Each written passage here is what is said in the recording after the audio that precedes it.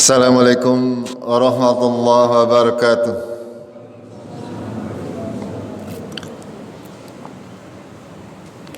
Alhamdulillahi rabbil alamin. Hamdan tayyiban mubarakan fih mubarakan alaih kama yuhibbu rabbuna wa tarda.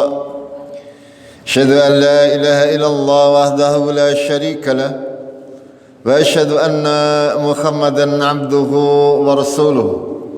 Allahumma salli wa sallim wa barik ala Muhammad wa ala alihi wa ala ashabihi ajma'in. Amma ba'd.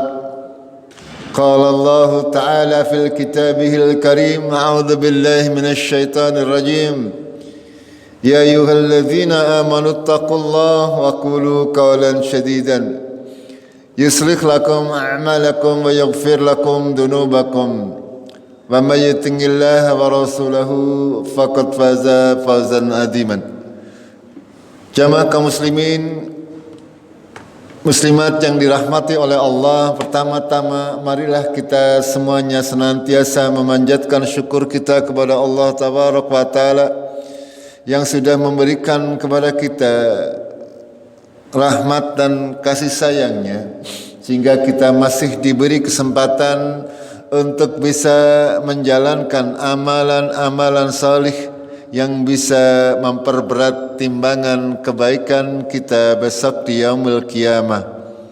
Akan tetapi semua amalan-amalan itu haruslah kita laksanakan atau kita lakukan dengan memenuhi persyaratannya agar bisa mendapatkan pahala yang terbaik. Kita sudah tahu syarat sebuah amal diterima adalah yang pertama ikhlas lillahi ta'ala. Yang kedua adalah mengikuti contoh dari Rasulullah sallallahu alaihi wasallam. Pada sore hari ini kita akan sedikit membicarakan terkait tanda ikhlas dalam beramal, atau lebih spesifiknya bagaimana agar kita lebih ikhlas di dalam beramal. Bagaimana agar kita bisa mencapai derajat bahwa amalan yang kita lakukan kita benar-benar ikhlas lillahi ta'ala. Cara-caranya seperti apa? Ya, jamaah rahimakumullah. Yang pertama langsung saja, agar supaya kita ikhlas di dalam beramal, kita membiasakan diri untuk menyembunyikan amalan-amalan kita. Ya, kita tahu ada amalan-amalan yang sifatnya syir, ya, sifatnya lebih baik disembunyikan. Nah, ketika amalan tersebut memang tidak perlu untuk disiarkan, maka kita lebih baik menyembunyikan amalan tersebut. Kita akan lihat contoh-contohnya. Nabi sallallahu alaihi wasallam bersabda, "Innallaha yuhibbul 'abdul taqiyya wal ghaniyya al khafiyya." Ya, bahwasanya Rasulullah sallallahu alaihi wasallam bersabda, sesungguhnya Allah mencintai hamba yang bertakwa, hamba yang hatinya selalu merasa cukup dan suka mengasingkan diri. Tidak suka dengan popularitas, ya. Dia beramal solih, tidak mengharapkan pujian dari orang, tidak mengharapkan pujian dari makhluk, tidak mengharapkan jabatan, tidak mengharapkan apa-apa. Yang diharapkan hanya ridho Allah. Kalaupun orang tidak mengenalnya, tidak usah dipikirkan. Ya, tidak suka dengan ibadah-ibadah yang sifatnya memamerkan ibadah-ibadah tersebut. Jamaah rahimakumullah, bahwasanya tidak semua ibadah boleh disembunyikan. Sudah barang tentu ada ibadah-ibadah yang harus ditampilkan. Nanti kita akan bahas, ya. Akan tetapi kita akan sedikit membicarakan terkait ibadah-ibadah atau amalan-amalan ya yang boleh untuk disembunyikan. Jamaah rahimakumullah, sebelumnya kita lihat para ulama salaf memberikan wejangan kepada kita semuanya terkait dengan amalan-amalan yang mestinya kita sembunyikan. Contoh di situ Ibnu Mubarak. Dia berkata, jadilah orang yang suka mengasingkan diri sehingga amalan mudah tersembunyi, dan janganlah suka dengan popularitas. Ya, Az-Zubair misalnya, barang siapa yang mampu menyembunyikan amalan solihnya maka lakukanlah. Ini panjenengan bisa membaca sendiri. Contoh-contoh perkataan ulama salafus solih terkait menyembunyikan amalan-amalan. Tidak seperti kita, terkadang orang-orang sekarang baru amal sedikit saja sudah pamer di medsos. Ya, baru beramal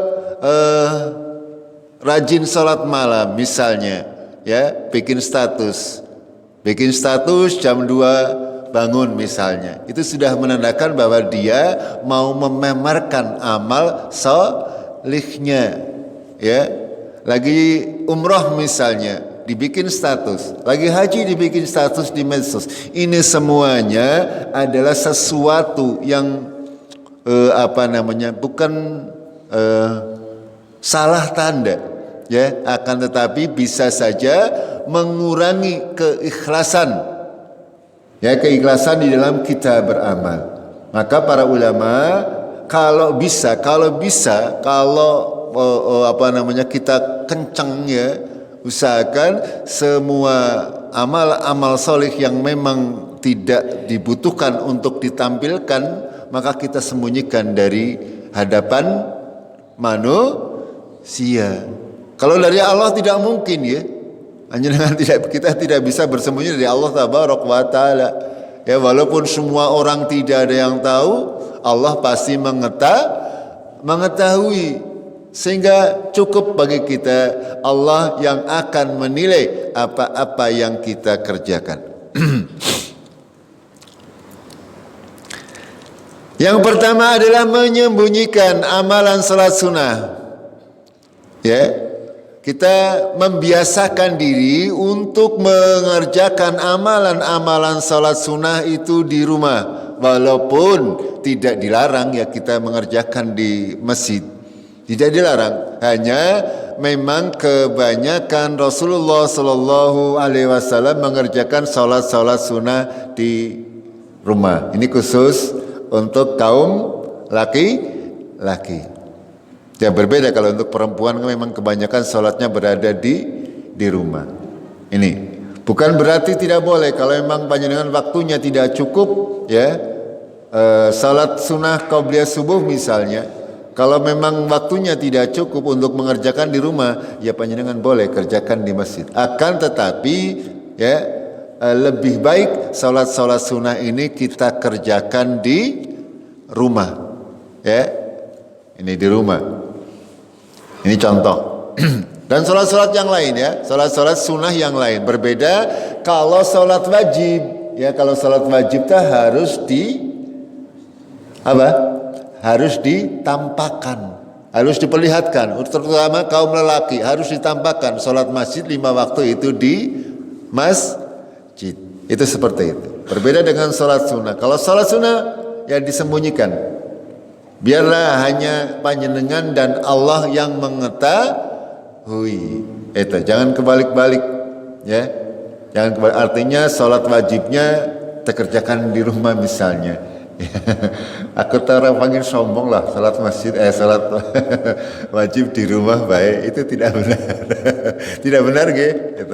Yang boleh itu kalau salat sunnah itu, karena salat wajib itu termasuk diantara syiar yang dicontohkan oleh Rasulullah. Karena Rasulullah tidak pernah mengerjakan salat wajib di rumah, kecuali dalam keadaan sakit, ya. Itu. Begitu juga dengan salat malam. Ya, salat malam itu lebih baik dikerjakan secara sembunyi-sembunyi. Artinya eh, eh, apa ya? Terutama orang-orang sekarang, karena orang-orang dahulu jarang ya, tidak punya HP masalahnya. Tidak punya HP, tidak punya media untuk memamerkan amal solihnya. Kalau orang-orang sekarang gampang sekali, ya, karena banyak grup, banyak temannya. Ya, ketika habis sholat malam, koar-koar di media sosial, lur bangun, bangun. Salah satunya itu, ya, itu menandakan dia tidak memahami hakikat. Ya, hakikat amal-amal ini hanya semestinya seorang muslim ini menjaga hatinya, ya, jangan terlalu suka dipuji, karena di pujian ini kadang-kadang mengandung racun, ya, mengandung racun. Syaitan akan membumbui ketika panjenengan kita semuanya merasa senang dipuji, ya, merasa senang dipuji oleh orang lain, padahal belum tentu pujian ini sesuai. Ya, padahal belum tentu sesuai. Maka ini akan timbullah sifat sombong dalam diri kita, sifat ujub dalam diri kita. Ini yang disenangi syaitan. Makanya kita harus senantiasa berusaha untuk menyembunyikan amalan-amalan yang memang butuh untuk disembunyikan. Yang berikutnya adalah sedekah dengan cara sembunyi-sembunyi. Ya, ini juga menjadi salah satu cara agar kita bisa ikhlas di dalam kita beribadah. Dalam sebuah hadis Rasulullah bersabda, ada beberapa golongan yang akan mendapatkan naungan Allah di hari kiamat nanti. Salah satunya warajulun tasaddaqa bisadaqatin fa akhfaha hatta la ta'lamu shimaluhu ma tunfiqu yaminuhu. Ada sebuah golongan yang mendapatkan naungan dari Allah, yaitu golongan orang-orang yang suka bersedekah sampai-sampai tangan kirinya tidak mengetahui apa-apa yang disedekahkan oleh tangan kanannya. Mungkin nama batan. Mungkin mboten sedekah tangan kanan, tangan kiri tidak tahu. Mungkin mboten? Tidak mungkin, karena ini bahasa kiasan, nggih. Ini bahasa kiasan, bahasa peribahasa, ya, hiperbolis. Artinya kita berusaha untuk menyedekahkan hanya kita dan Allah yang tahu. Ya, orang lain tidak perlu tahu. Itu maksudnya, ya. Ya kalau terpaksa tahu ya nggak apa-apa, ya. Kita sudah berusaha untuk menyembunyikan. Ini salah satu contoh para salaf yang mengerjakan itu. Ada seorang yang bernama Ali bin Al-Husain bin Ali. Berarti Ali anake Al-Husain, anake Ali. Berarti Ali putune Ali, cucunya, cicitnya Nabi Muhammad Sallallahu Alaihi Wasallam. Ini diriwayatkan beliau biasa memikul sekarung berisi roti setiap malam hari. Beliau membagi-bagi roti tersebut di antara penduduk Madinah. Tidak ada yang tahu. Tidak ada yang tahu, ya. Penduduk Madinah tidak tahu bahwa yang membagikan roti tiap malam itu adalah Ali bin Al-Husain bin Ali. Itu.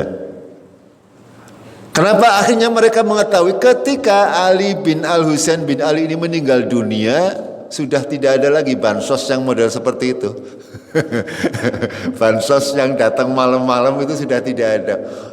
Baru orang Madinah sadar, oh jebulane yang suka memberi bantuan, ya, seperti itu adalah Ali bin Al-Husain bin Ali. Kira-kira kalau orang sekarang ada enggak ya? Kalau orang sekarang memberi bansos anu stempelnya gini betul, ini dari fulan aja kelalen. itu perbedaan kita dengan orang-orang zaman dahulu, ya. Mereka berusaha untuk apa? Senantiasa mengikhlaskan ibadahnya. Contoh yang berikutnya adalah menyembuhkan amalan puasa sunnah. Ini tidak akan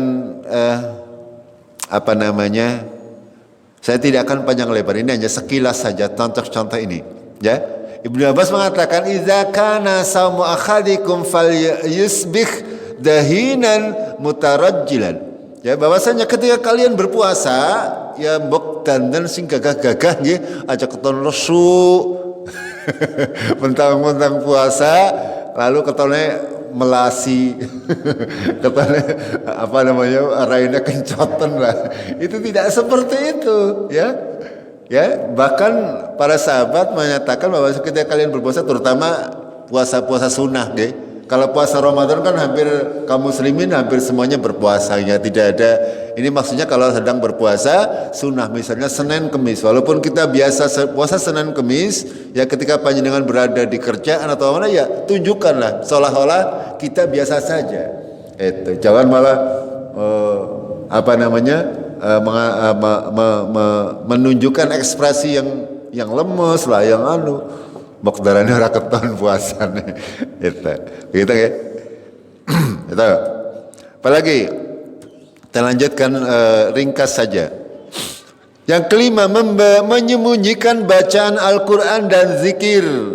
Ya, menyembunyikan bacaan Al-Qur'an dan zikir. Nabi sallallahu alaihi wasallam bersabda al-jahiru bil Qur'ani kal jahiri bis sadaqah wal musirruna bil Qur'an kal musirri bis sadaqah. Orang-orang yang membaca Al-Qur'an dengan keras seperti orang yang bersedekah dengan jahir yang ditampakkan. Orang-orang yang membaca Al-Qur'an dengan sir seperti sedekah dengan sir. Ya. Ini. Orang yang ini maksudnya ketika kita membaca di rumah ya di malam hari. Kalau untuk sholat subuh, sholat maghrib, sholat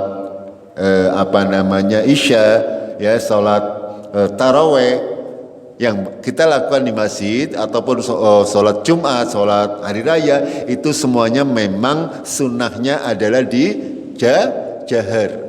Itu kita lantangkan, ya kita keraskan. Akan tetapi selain itu semestinya kita sembunyikan bacaan-bacaan kita, bacaan Quran kita, zikir kita. Ya, makanya bukan saya melarang ya zaman dahulu ya. Saya tidak suka kalau Ramadan itu kita mengadakan membaca Quran lalu dicorong seperti zaman dahulu di saya. Karena ini kita mengamalkan hadis Rasulullah yang mulia ini bahwa bacaan yang cukup didengar oleh misalkan kalau sekelompok ini ya orang ini aja, tidak perlu dipamerkan ke orang banyak begitu. Itu lebih baik. Kalau sendiri ya cukup suaranya didengar sendiri. Itu seperti itu. Karena memang derajatnya kalau kita membaca Al-Qur'an dengan keras itu ya lebih bagus kalau kita membaca suara dengan sir. Sama seperti kita bersedekah. Sedekah diumumkan baik. In tubtus sadaqati fa ni'mah hiya. Fa in tukhfuha wa tu'tuhal fuqara wa huwa khairul lakum. Dalam surat Al-Baqarah.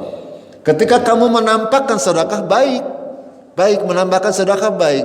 Akan tetapi kalau menyembunyikannya dan langsung memberikan kepada yang bersangkutan itu lebih baik bagi kamu. Itu Allah yang berfirman. Paham gak? Menampakkan boleh ya, akan tetapi yang mau menampakkan harus menjaga hatinya agar tidak dimasuki unsur ria atau pamer dan sebagainya. Harus bisa menjaga. Kalau panjenengan bisa menjaga ya itu tidak apa-apa kita beribadah sedekah terutama dengan cara-cara yang jahar. Itu akan tapi kalau kita masih seperti kita orang-orang yang suka akan pujian nih hindari bersedekah dengan jahar. Apalagi ya mau bersedekah sudah koar-koar diumumkan. Yang mau menerima sedekah harus datang ke rumah ngantri maning ya, ngantri nganggo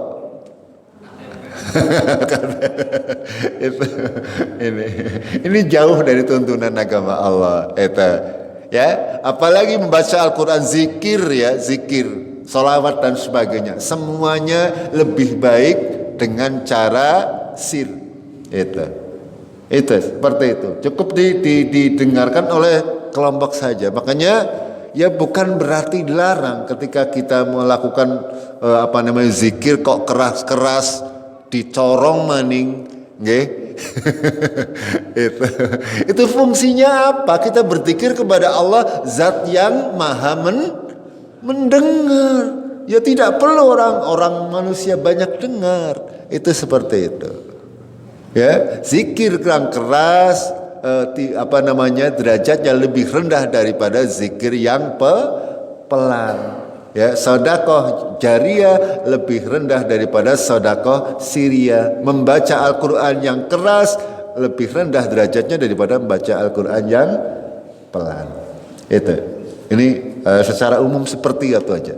Monggo kita mengamalkannya sendiri-sendiri, ya, karena sekali lagi yang namanya syaitan itu paling pintar, ya. Karena apa? Karena apa? Ikhlas ini menjadi persyaratan amalan kita diterima oleh Allah.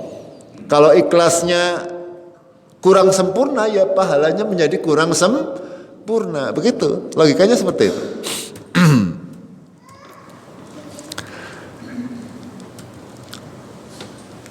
Saya lewati ini. Ya, berikutnya, ya.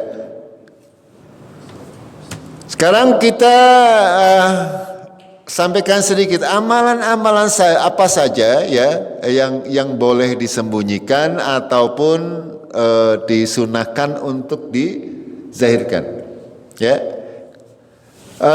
Kata Imam Al-Is bin Abdul Salam, beliau menjelaskan hukum terkait amalan kita, ya. Ketaatan kepada Allah ada tiga cara lah, ya, pensyariatannya. Yang pertama adalah amalan yang disyariatkan untuk ditampakkan, seperti yang sudah kami sampaikan, ya.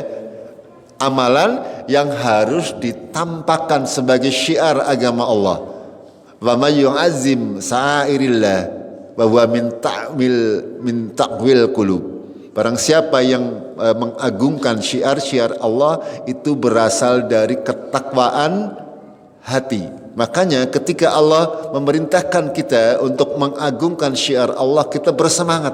Azan misalnya, ya, azan, iqamat, itu semuanya syiar agama Allah. Kita harus punya kebanggaan, ya, punya kebanggaan, berusaha untuk bisa, ya, berusaha untuk berlomba-lomba untuk melakukannya. Itu jangan malah jorok-jorogan. Itu. Ucapan takbir ketika sholat, membaca Al-Quran dalam sholat jahriyah, subuh, maghrib, isya, ya, sholat Jum'ah, ya, sholat Jum'ah itu termasuk.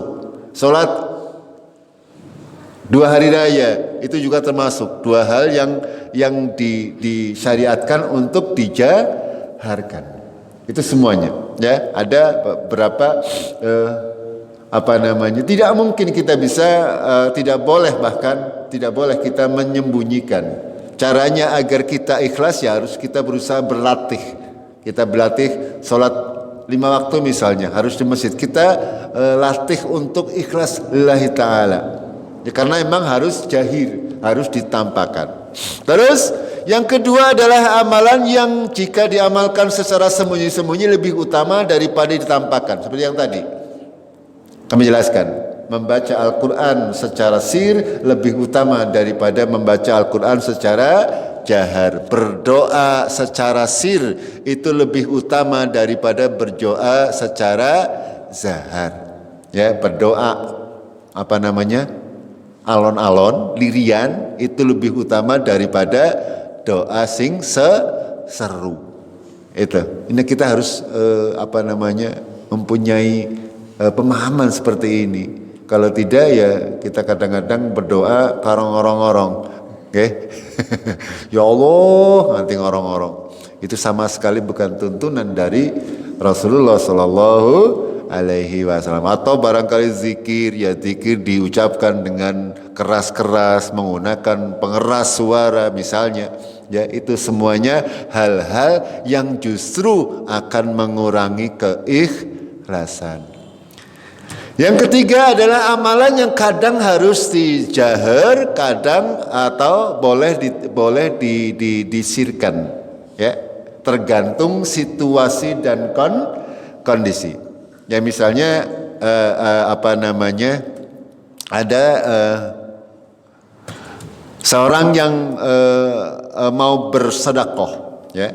Itu ada dua pilihan sesuai dengan firman Allah, wa in tubdu sadaqat fa ni'ma huwa wa in tukhfuha tuqtulhal fuqara wa huwa khairul lakum. Itu ada dua pilihan ketika kita bersedekah. Boleh ditampakkan, boleh disembunyikan. Mana yang lebih baik? Yang lebih baik yang disembunyikan. Akan tetapi kita juga para ulama mengatakan ada kriterianya, ya, mana yang boleh ditampakkan. Orang yang mau menampakkan sedekahnya, kata para ulama, adalah ketika dia menjadi uswah, menjadi contoh dengan tujuan untuk apa? Dengan tujuan untuk menarik orang lain agar melakukan hal yang sama. Itu boleh, ya. Otomatis orang yang mau melakukan hal seperti ini harus menjaga hatinya. Jangan sampai timbul riya dan sebagainya. Contoh misalnya ketika ada membangun masjid misalnya, boleh sekali-kali ditampakkan, ya, si A nyumbang sekian, tapi aja sering-sering, nggih. Jangan terlalu sering, ya, sepintas agar supaya apa? Agar supaya menarik orang di bawahnya. Oh, si fulan menyumbang sekian. Ya, misalnya seperti itu. Itu agar supaya menjadi orang lain mengikuti. Ya, mengikuti apa yang kita lakukan. Tapi kalau memang kita bukan menjadi seorang uswah, maka lebih baik itu disembunyikan. Itu. Kalau orang awam itu lebih berbahaya lagi. Ya, kalau ditampak-tampakkan biasanya seneng banget kalau dipuja. Namanya orang awam, gitu. Orang awam senangnya dipuja, ya. Padahal pujaan itu sekali lagi kadang bisa menjadi racun yang akan menggugurkan amalan-amalan yang tadinya adalah tadinya kita lakukan ikhlas dengan cara ikhlas. Kita lanjutkan. Berikutnya terkait dosa dan maksiat yang pernah dilakukan, apakah boleh ditampakkan? Ya. Berbeda dengan amalan-amalan, ya. Kalau amalan tadi, amalan baik lebih baik disembunyikan, banyak disembunyikan. Usahakan hanya kita dan Allah yang mengetahui, ya. Khususnya amalan-amalan yang memang disyariatkan untuk bisa disembunyikan. Kita sembunyikan dari pandangan manusia. Agar supaya apa? Agar menjaga hati kita. Ya, kalau hati kita terjaga, insya Allah semuanya amalan-amalan kita akan bernilai ikhlas. Akan tetapi kalau hati tidak terjaga, ya tadinya ikhlas, kadang-kadang ya menjadi rusak. Gara-gara yaitu tadi ditampak-tampakkan kepada manusia. Sedangkan untuk dosa dan maksiat, ya, menyembunyikan dosa-dosa dan kemaksiatan itu lebih mulia dalam syariat agama Allah. Paham gak? Ya, menyembunyikan dosa, maksiat, aib dan sebagainya itu disyariatkan dalam agama Islam. Ya, jadi jangan mudah untuk mengumbar aib dan dosa sendiri, apalagi orang lain. Ini syariat agama Allah sangat mulia. Kita diperintahkan untuk menyembunyikan amalan, ya, menyembunyikan amalan dan juga menyembunyikan dosa, ya, tidak menampakkannya kepada manusia. Ini, jemaah rahimakumullah, di antara penyebabnya adalah untuk menutup maksiat yang kita lakukan dan tidak perlu membuka kejelekan-kejelekan diri kita. Ada sebuah hadis dari Rasulullah, istanibu hadhil qaduratal lati nahallahu anha faman alamma falyastatir bisatrillah. Ya, jauhkanlah dosa yang telah Allah larang. Siapa saja yang sudah terlanjur melaksanakan dosa tersebut, maka tutuplah rapat-rapat dosa yang telah panjenengan lakukan, kita semuanya lakukan, yang sudah ditutupi oleh Allah.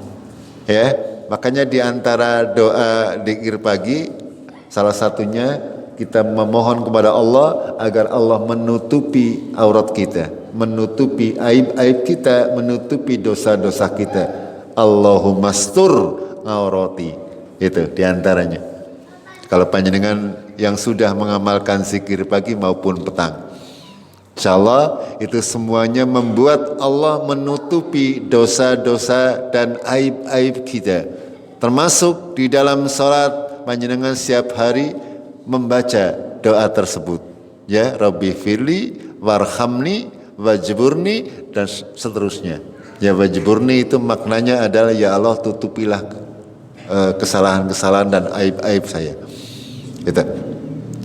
Ya, kita diperintah oleh Allah untuk seperti itu. Dalam hadis yang lain, Nabi Muhammad SAW bersabda, la yu'minu akhadukum hatta yuhibbu li akhihi ma yuhibbu li nafsi. Tidak beriman seorang dari kalian sampai apa yang kamu cintai, ya, kamu mencintai saudaramu apa-apa yang kamu sukai untuk dirimu sendiri. Kalau kita suka, kalau aib-aib kita ditutup, sudah barang tentu saudara kita juga suka jika aib-aibnya ditutup dan tidak diumbar. Ini terkait dengan masalah dosa dan maksiat. Ya. Kalau kita tidak suka diciwit, berarti saudara kita juga tidak suka diciwit. Itu intinya seperti itu. Kalau saudara kita, kalau panjenengan suka kalau diberikan sesuatu hadiah dan sebagainya, saudara panjenengan juga seperti itu. Ya, kita tidak akan beriman tidak dapat mencapai keimanan yang sempurna kalau kita tidak menimbang segala sesuatu yang kita lakukan berdasarkan dengan pertimbangan pribadi kita. Ya, kalau kita pada prinsipnya manusia ini tidak ada yang mau disakiti, dizalimi. Gini betul. Kalau panjenengan tidak mau, orang lain juga tidak mau. Makanya jangan saling menyakiti, jangan saling menzalimi. Itu seperti itu. Ya, hidup ini sebenarnya simpel. Gini betul. Sebenarnya hanya saja karena ada syaitan sehingga menjadi kompleks. Itu. Yang kedua, jangan sampai aib tersebut terbuka atau terkoyak di hadapan orang lain. Ya. Karena jika seseorang sudah merasa takut aibnya terbuka di dunia, maka niscaya aib tersebut sampai akhirat akan terus tertutup. Allah sebagaimana persangkaan kita kepada Allah. Ya. Kalau kita malu dengan aib kita, dengan maksiat kita, dengan dosa-dosa yang kita laksanakan, itu Allah akan senantiasa menutup sampai hari kiamat. Akan tapi kalau kita sendiri tidak malu dengan aib-aib kita, ya bagaimana akan ditutup oleh Allah? Logikanya seperti itu. Gimana betul? Iya. Kalau kita tidak malu dengan aib-aib kita sendiri, ya bagaimana mau ditutup oleh Allah Tabaraka wa Ta'ala. Perhatikan ada sebuah hadis yang perlu kita pahami. Ya. Dari Rasulullah sallallahu alaihi wasallam, kullu ummati mu'afatun illal mujahir. Ya, semua umatku akan diampuni, akan dimaafkan kecuali al-mujahir. Ya. Apa itu mujahir? Ya, orang yang menampakkan dosa-dosanya, bangga dengan dosa-dosanya, bangga dengan kemaksiatannya. Misalnya ada orang nggak puasa kok bangga, ditampakkan di mana-mana, ini masuk dalam mujahid. Ada orang menang lotre kok bangga, Ya, ada orang menang judi, anaknya menang judi, orang tuanya bangga misalnya. Misalnya kalau ada, ya. Misalnya kalau ada seperti itu. Ini pada hari ini orang tua harus lebih lebih membuka wawasan. Anak-anak kita ini megang HP, ya. Di HP itu namanya judi online. Yang tua-tua bingung judi online kepriwe, nyongge ora tahu nyekel. Sehingga perjudian menggunakan internet, ya. Hati-hati ya, anak panjenengan jangan sampai terjerat ke hal-hal yang seperti itu, ya. Itu karena saya mendengar ada ya di daerah kita yang sudah terjebak bahkan sampai jutaan orang tuanya sing kobol itu. Dan ada yang merasa bangga bahwa anaknya menang judi online terus itu. Ini sesuatu yang harus difahami, ya. Perhatikan ya sabda Rasulullah. Setiap umatku akan diampuni kecuali orang yang melakukan jahar.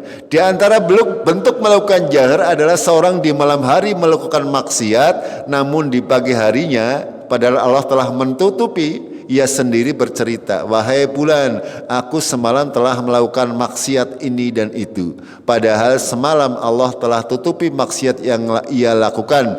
Namun di pagi harinya ia sendiri yang membuka aib-aibnya yang telah Allah tutupi. Paham gak? Ini Allah akan mengampuni kita semuanya selagi kita ya berprasangka baik kepada Allah. Kecuali tadi yaitu al-mujahirin, orang yang menampakkan bangga dengan kemaksiatannya, bangga dengan dosa-dosanya. Kalau kita berdosa, dosa itu kan gampang acuannya di hati. Kalau hati merasa tidak tenang, malu untuk diketahui orang lain, ya itu. Kalau kita menutup rapat-rapat, Allah akan menutup rapat-rapat. Akan tetapi kalau kita ya, karena memang banyak di antara manusia ini orang yang hatinya sudah kebalik-balik, ya, bermaksiat tapi bangga dengan kemaksiatannya, sehingga ketika malamnya dia melakukan kesalahan, dosa, paginya diceritakan kepada teman-temannya atau kepada masyarakat. Dan orang-orang seperti ini tidak akan diampuni oleh Allah Tabaraka wa Ta'ala kecuali dia mau bertaubat. Jamaah rahimakumullah, itulah ya cara-cara agar ibadah kita bisa mencapai derajat keikhlasan yang tinggi. Salah satu jalannya adalah dengan menyembunyikan amalan. Ya, menyembuhkan amalan dan juga menyembunyikan kesalahan-kesalahan atau kemaksiatan-kemaksiatan kita. Ya, begitu juga dengan kemaksiatan orang lain. Kalau memang masih bisa kita tutupi, kita tutupi. Saudara-saudara kita yang punya, ya kita semuanya tidak ada orang yang bebas dari dosa. Gimana betul? Semua kita berdosa. Kalau kita melihat saudara kita berdosa, salah dan sebagainya, kita berusaha untuk menutupi itu. Ini yang harus dimiliki dalam jiwa seorang muslim. Ya, ketika teman kita, saudara kita punya kesalahan, tutupi rapat-rapat agar jangan sampai terbuka di hadapan orang lain. Ya, barang siapa, kata hadis Rasulullah, yang suka menutupi aib saudaranya, dia akan ditutupi aibnya besok di dunia maupun di akhirat. Begitu saja kita akhiri dengan kafaratul majlis. Subhanakallahumma bihamdik, asyhadu an la ilaha illa anta, astaghfiruka wa atubu ilaik. Billahi taufiq wal hidayah. Assalamualaikum warahmatullahi wabarakatuh.